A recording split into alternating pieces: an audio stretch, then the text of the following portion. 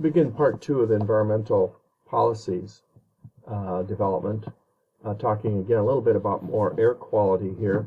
It's certainly one of those concerns that when we take a look at what has been done in the area of agriculture environmental policy, how it's been developed, we're looking at different aspects of it. First of all, the conservation policy, now the water policy, and now at this point, followed by pesticides, and now air quality. First brought on to an issue in agriculture, very in a large fashion, by grain elevators and cotton gins. And if you've seen any of those videos, movies about that, you'll see a lot of dust emissions and so on and so forth. And likewise with our confined animal finishing units, that they too, a concentrated number of animals is leading to the development and ventilation out of a lot of methane emissions, sulfur dioxide, and nitrous oxide. And so these all have caught the eye of our air quality people.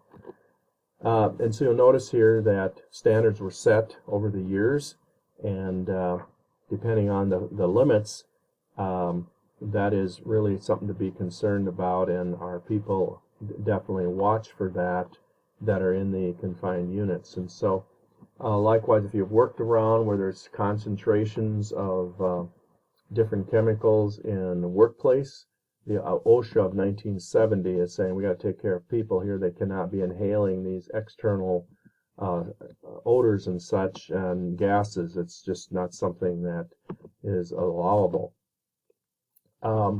What come out of all of this, or has resulted from this, is the right to know. And so the government is saying broadly, you know what, we need to know what is being emitted out there. And so one of the cases that was listed here was with a lawsuit with the Sierra Club versus Tyson Foods, and that ruled that releases ammonia from manure management at poultry farms must be reported. And so that's something that you may want to know, that indeed things are have caught the eye in the whole litigation process for years. Climate changes is another changes that have happened in development environmental rules.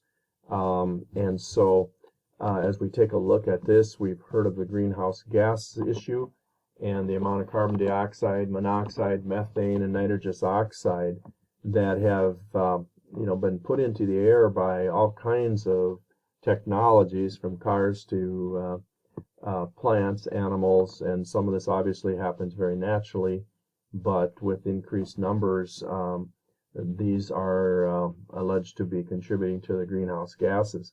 So much so that when we talk about policy development here, the Kyoto Protocol is a worldwide meeting of some of the, a world level meeting of some of the countries, world's leaders, to try to set these rates and get their more developed countries into compliance, and there's a definite list of things that they're expecting. As we move on here, we take a look at environmental policy options and consequences. So what are our options? And one of the most common things we say is, well, let's let the market take care of it. You know, it'll take care of everything. But unfortunately, we all know that many of the things that we know to be learned through research and development to be positive for the environment don't necessarily get implemented because of pricing. They're just too expensive. And fairly, for the most part, we find out that oftentimes these soil conservation measures on their very own in the market side of the whole equation aren't paying for themselves. We also have regulations that are put in place to internalize the externalities. And so the internal part of this is, how do we take and get things done so it does have an impact in the environment. The first one here, common law, is the common belief, and common belief is that ag is compromising air and water quality at times. And so in a common law, individuals who are unreasonably interfered with, damaged, or deprived are increasingly bringing private or class action suits into play.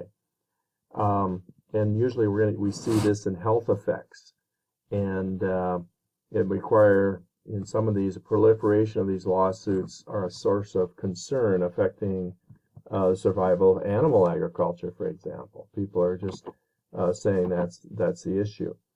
EPA handles these and all of these issues, air, water, and such in different ways. One of the ways is they essentially say they proscribe practices that people have to do.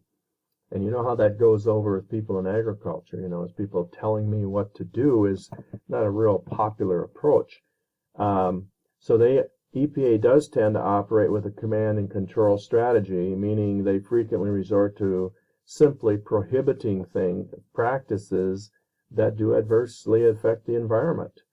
And we've seen that probably most in banning of certain pesticides. They just say no more, that we can use those. And so because of the impacts on the health and environment. Another one is prescribing practices.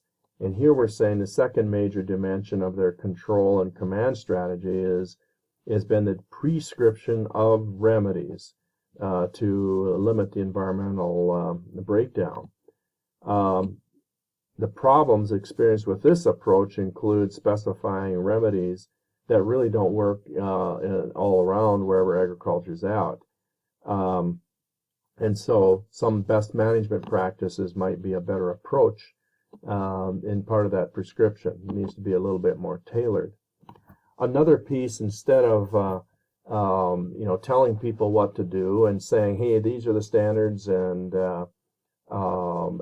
best management practices you must use, is an approach and say, I tell you what, we're going to set the standards, and farmers, you got to meet these somehow. And obviously, giving that is a little better approach because hopefully along the way there's been some input from the producers.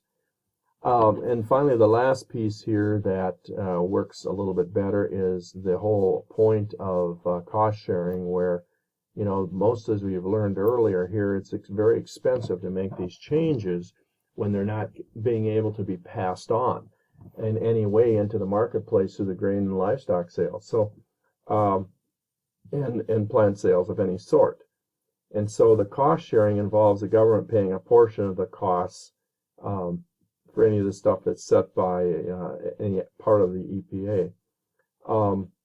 And so there's just different strategies that the EPA can go about using. Now, one of the strategies also used is in cross-compliance. This is a policy approach in which farmers are going to get some government support for crops or livestock if they comply with the program requirements.